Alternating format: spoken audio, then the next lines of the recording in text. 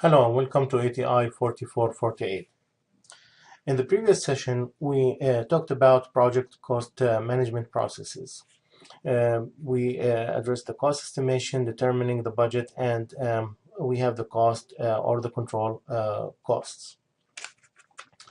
So for the first two processes, which is the cost estimation and determining the budget, we talked about the different techniques and tools that can be used to estimate cost and to budget for budget determination.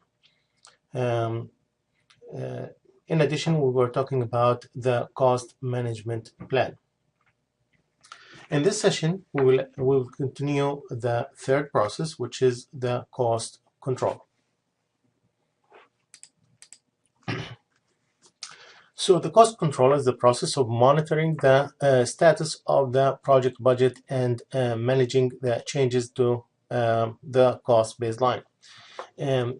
As you can see that the control process, the monitoring and control process is being used through the whole project, the whole planning, the whole cost estimation or time estimation, or any kind of management that will go through the project. So we need to control the cost. How can we do that? Usually to control the cost, we need to look at the resources. Did I overutilize the resources? Did I underutilize? So I have to measure the resources that's being consumed in the project and know if they are the proper resources or the right number of resources that's been used. Also, I need to measure the status and accomplishment. Did I accomplish the activity within the proper time? Did I accomplish it within the proper cost? Labor-wise. So it's not only the resources that's been used, it's the number of hours that's been consumed versus their cost. The cost of these activities, did I accomplish it in time? Then I compare measurements to projection and standards. I have the standard cost for such an activity. Did I accomplish it within those standards, or was it less or more? Sometimes if it's way less, it's not good. If the cost of an activity is very, very cheap compared to the standard, is not good, because that might be compromising to the quality of the outcome for that activity. Also, to provide the basis for diagnosis and replanning if needed.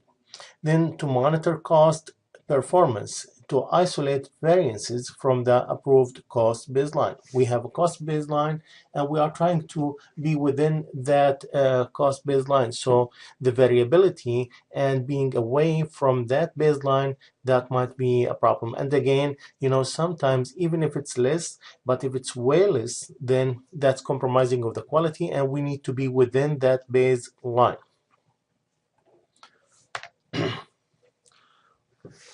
Through planning of the work to be performed to complete the project, we can control the cost.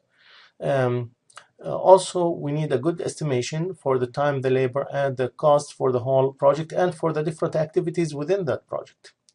There should be clear communication of the scope of required tasks. In addition, a disciplined budget and authorization of expenditure should be available to make sure that we have the proper authorization for the proper expenses for such a project. Timely accounting of physical progress and cost expenditure. We are not going to wait for a month to calculate that we spend more than the associated cost or the allowed cost. Then the periodic re-estimation of time and cost to complete remaining work. As we get closer to the end of the project activities will be more clear, the time estimation will be more clear, and the cost will be more clear. So by re-estimation or re-estimating everything, then we will get better information about how much time, how much cost needed to finish the project. Also, to control the cost, we need frequent and periodic comparison of actual progress and expenditures to schedules and budget, both at the time of comparison and at project completion.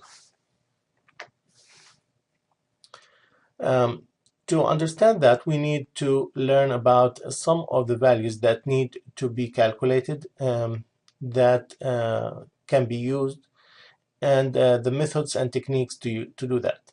One of the methods is the earned value management technique, which is used to track the progress and status of project and forecast the future performance of the project. The earned value management is a project performance measurement technique that integrates scope, time, and cost data. Given a baseline, which is the original plan plus approved changes, at that point we know the budget that is given or allowed, and that will be my baseline.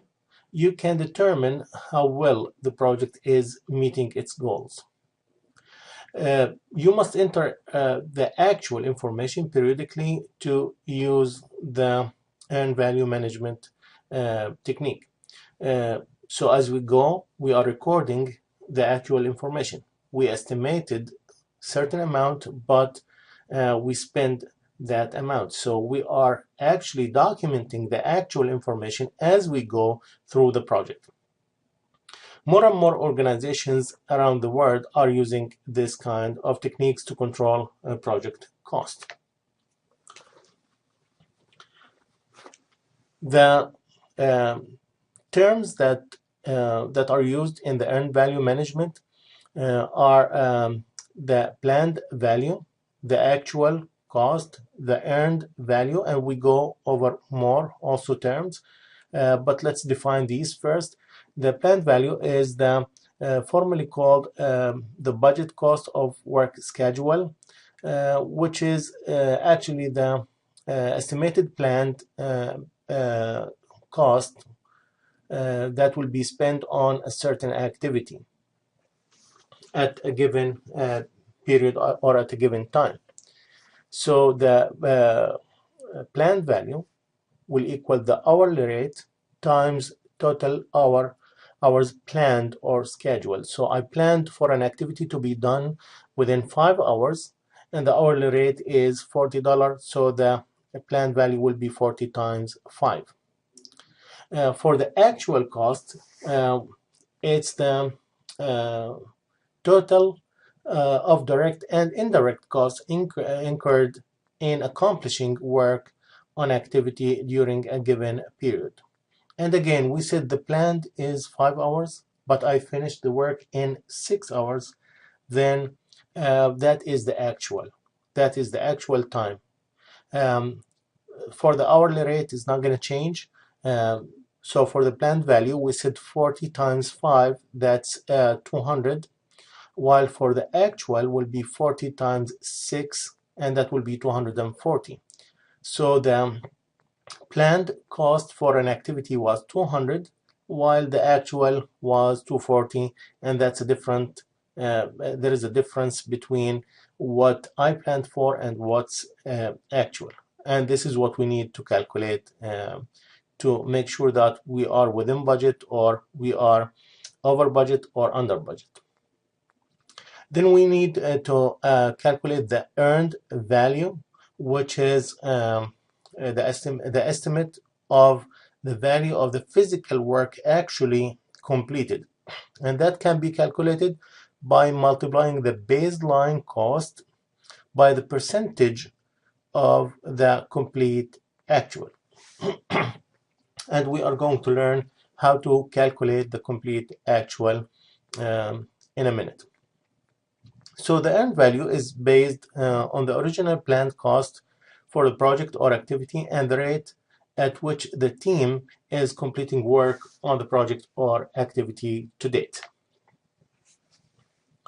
The percentage completed planned and actual can be calculated by dividing the for the planned can be calculated by dividing the planned value by the uh, budget at completion, the budget at completion. Um, so how much budget at completion will be, and dividing the planned value by that, we'll get the percentage of completed planned. For the completed actual is the percentage of work which was actually completed by the reporting date, and this can be calculated by dividing the actual cost by the estimated at completion cost.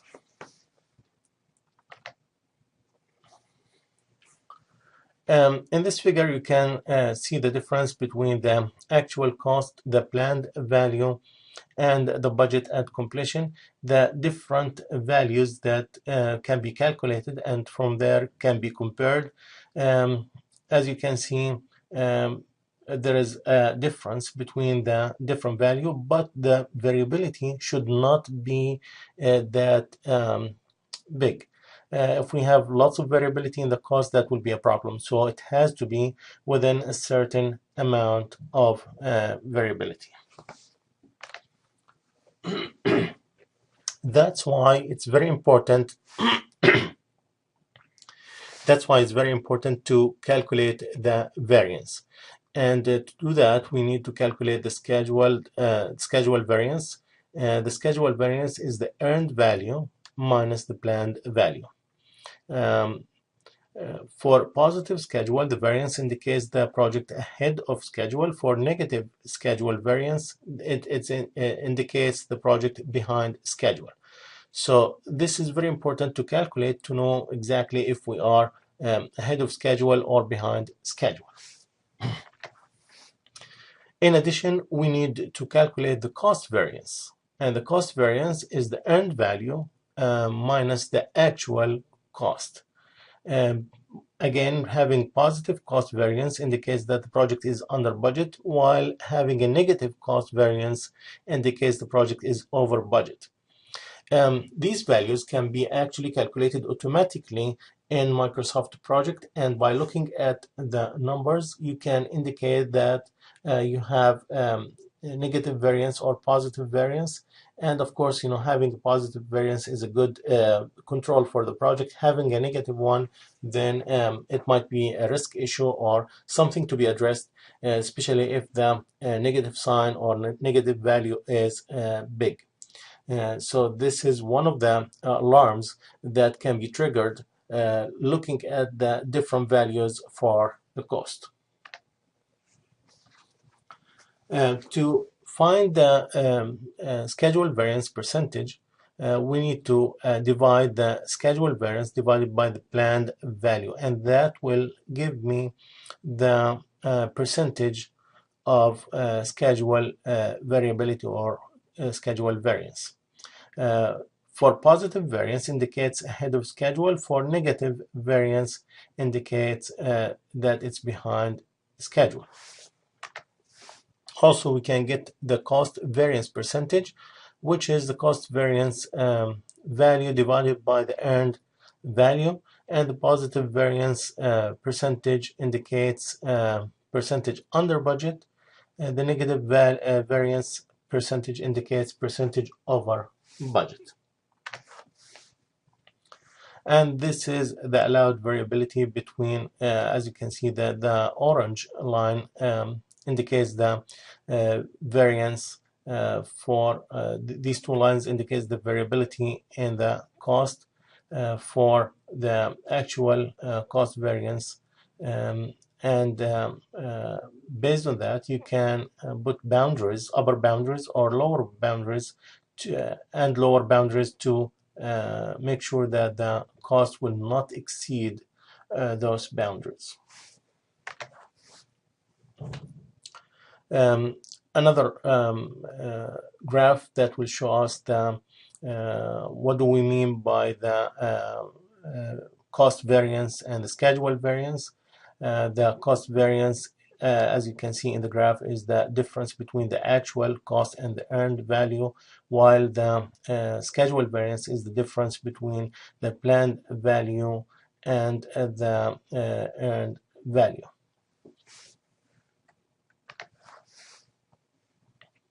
One of the other terms that we are interested in monitoring and calculating is the schedule performance indicator, which is an index showing the efficiency of the time utilized on the project. And that can be calculated by dividing the earned value by the planned value.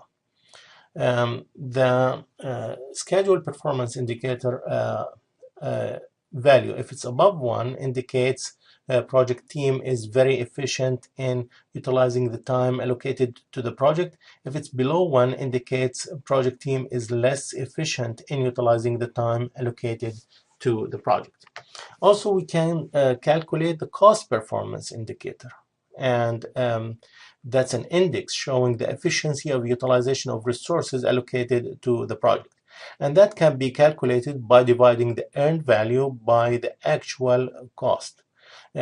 So at that point, if the value is above 1, indicates efficiency in utilizing the resources, while if it's below 1, then it indicates efficiency not good in utilizing the resources allocated to the project. To understand these concepts and terms and the importance of these concepts, we are going to utilize or use an example that illustrates the concepts of the earned value management technique or method, and we can use or calculate all these values. Assuming that we have a project that is that has one activity only, and that activity baseline or time or duration is 8 hours, but 11 hours have been spent, and the estimated to complete still is not completed. So the estimated to complete that task is an additional 1 hour. The task was to have been completed already, but it's not. So assume, or we are assuming that it's been completed already. Assuming that we have hourly rate of $100 per hour, find the planned value, actual value, earned value, the variance, schedule variance, and the cost variance, the percentages, everything. We are going to find all these values. How are we going to find the values? As we stated before, the planned value is the hourly rate multiplied by the total hours planned or scheduled. In this case, the hourly rate is $100, and the total hour planned or scheduled for that task is 8 hours. So the planned value will be equal to $800, while the actual cost is $1,100.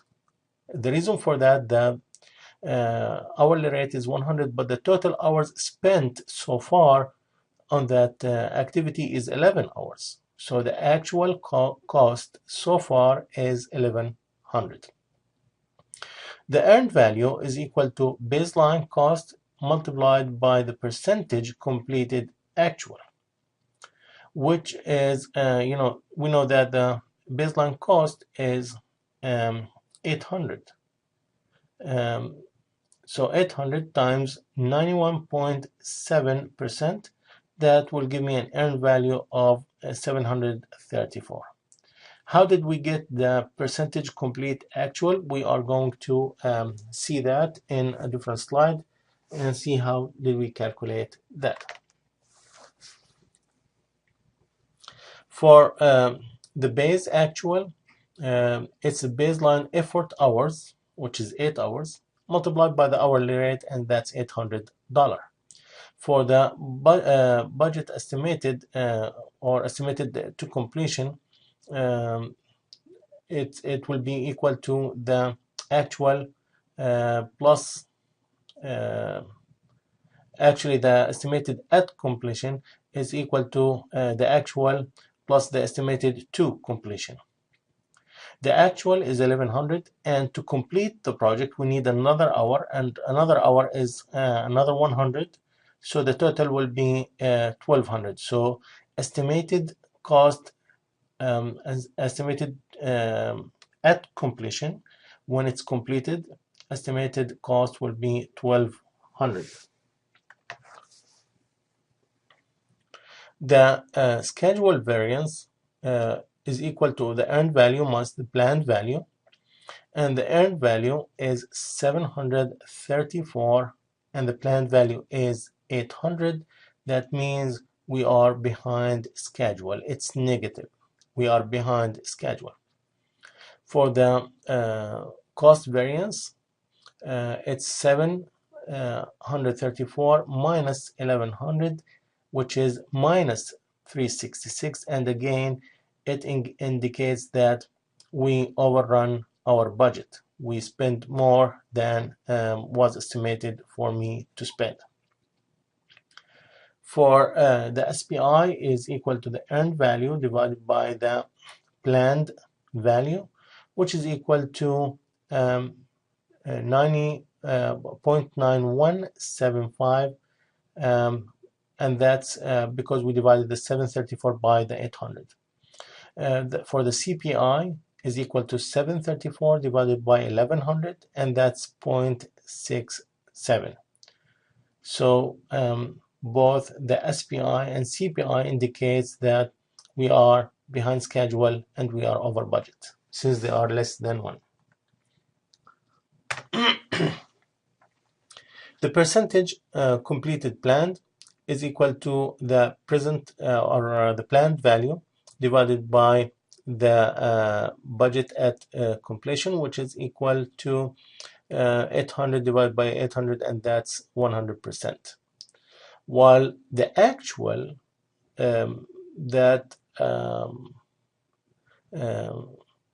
we have the estimated at completion, which is 1200, and we have the actual at 1100. So 1100 divided by 1200 is 91.7%.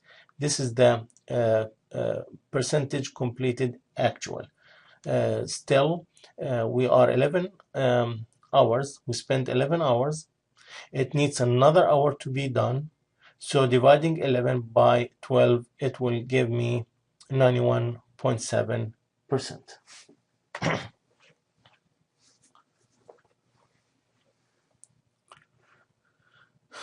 As the project progresses, the estimation will be better, as we said, because now we know more about the project. We know more about the different activities and the resources that's been used. And I can forecast. So forecasting the estimated at completion involves making estimates of conditions and events in the project's future based on information and knowledge available. And as we said, the information and the knowledge will be available more as the project progresses.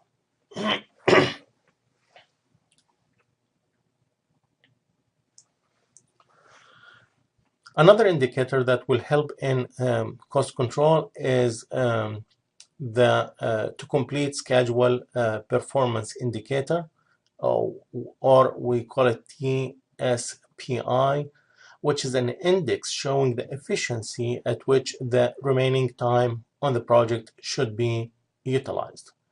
And that will be equal to total budget minus the earned value divided by total budget minus planned value.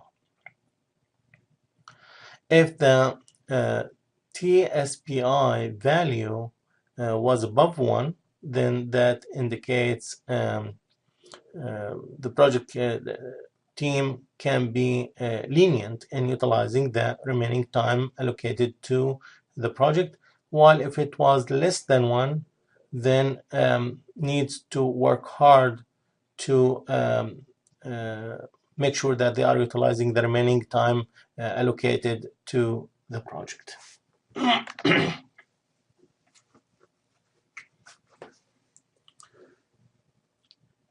One of the things are some of the problems that we discover or we can discover while estimating cost or while controlling the cost, that we have poor estimation techniques that were used to get the results for the cost for each activity, which will reflect on the budget.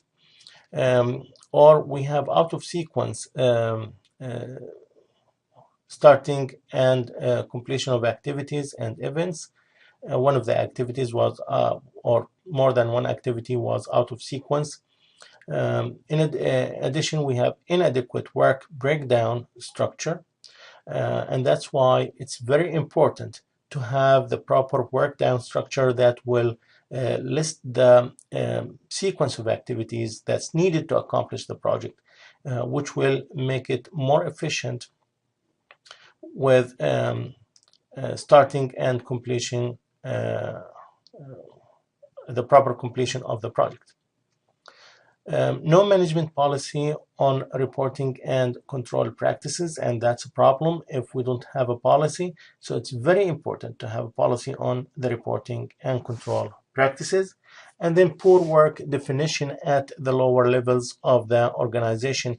And most of the time that's a problem because if you don't know what are you doing or what are you working on the lower level, that's going to be a problem. Everything has to be defined from the beginning. The work packages is assigned to different resources, and each resource knows exactly what needs to be done for this work package to make sure that sub-activity and the activity is done properly.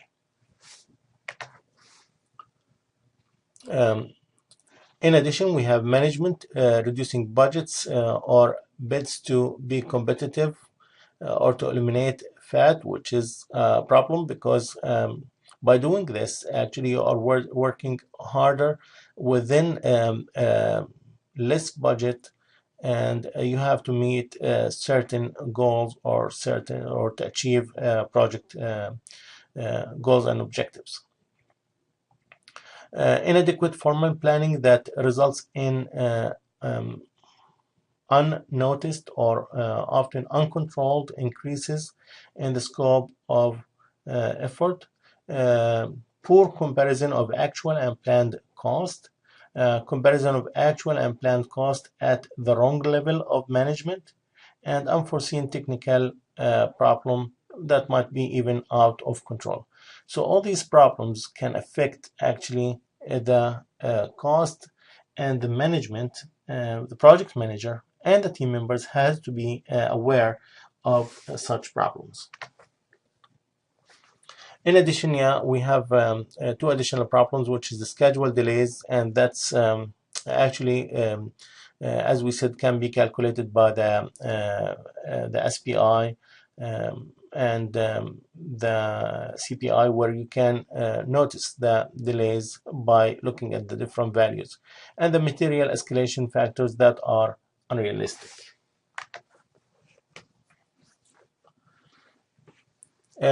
Looking at the problems, we can categorize the problems to be in different areas, and those areas can be on the organization level, on the planning and budgeting, on the accounting, in the analysis, and in the revisions.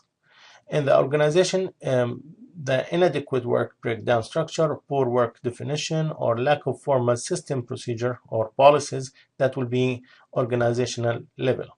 The planning and budgeting, that's inadequate forward planning, over allocation of budget, or poor integration of budget, schedule, and work authorizations. In the accounting category, inability to account for cost of material and on the applied basis. In the analysis category, Determination of status not based on work package completion and comparison of actual versus planned cost at improper level. And revisions, failure to maintain valid measurement baseline. Also, it can be by phase. It can be in the proposal phase, where it will be failure to understand customer requirements or unrealistic appraisal of in-house capabilities or underestimating time requirements. If it's in the planning phase, it might be due to omissions, inaccuracy of work breakdown structure, misinterpretation of information, use of wrong estimation or estimating techniques, failure to identify and concentrate on major cost elements, or failure to assess and provide for risks. Whether it's a phase associated problem or area associated problem, again, the management, the project manager, and the team members have to be aware about these problems and not to fall in one of these mistakes or within these categories.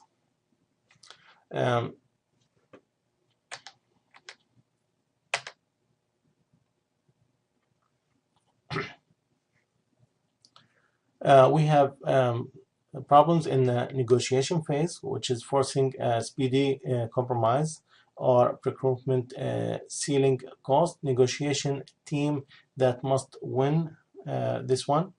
We have the contractual phase, where we have the contract discrepancies, statement of work different from the request for proposal requirements, and the proposal team different from the project team.